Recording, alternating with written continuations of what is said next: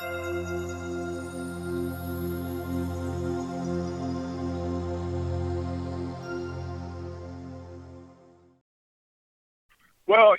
so obviously the number one, the primary concern at this point in the year, especially with the local weather currently, is obviously heat stress.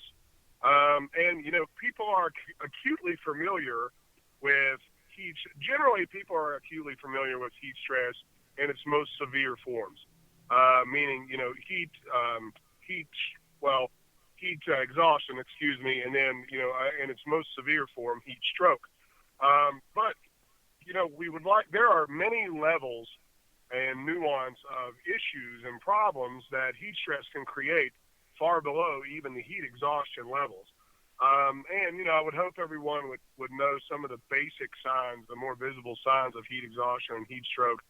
Heat exhaustion being, excessive sweating, clammy skin, obvious fatigue, some slower mental faculties, and heat stroke being the absence of sweating, hot skin, and of course, even slower mental faculties, and of course, some respiratory distress, so forth and so on. So obviously, if you see those things, please be mindful of that as you're going through your season, players and coaches alike. But before that, the excessive sweating, the loss of nutrients, the fact that we're doing explosive movements now based on whatever fitness level these athletes came in with.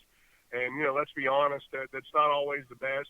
Not every athlete has gone through a preseason fitness and conditioning program.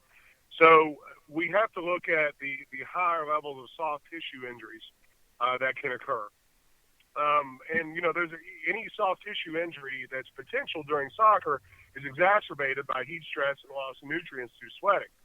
So we have to be mindful of our recovery times, not just our hydration, but taking our recovery times, building in the minutes that we're putting in under these explosive movements to make sure that we're not overstressing some of these structures in our body to make sure we don't come across a catastrophic injury before we ever get on the field.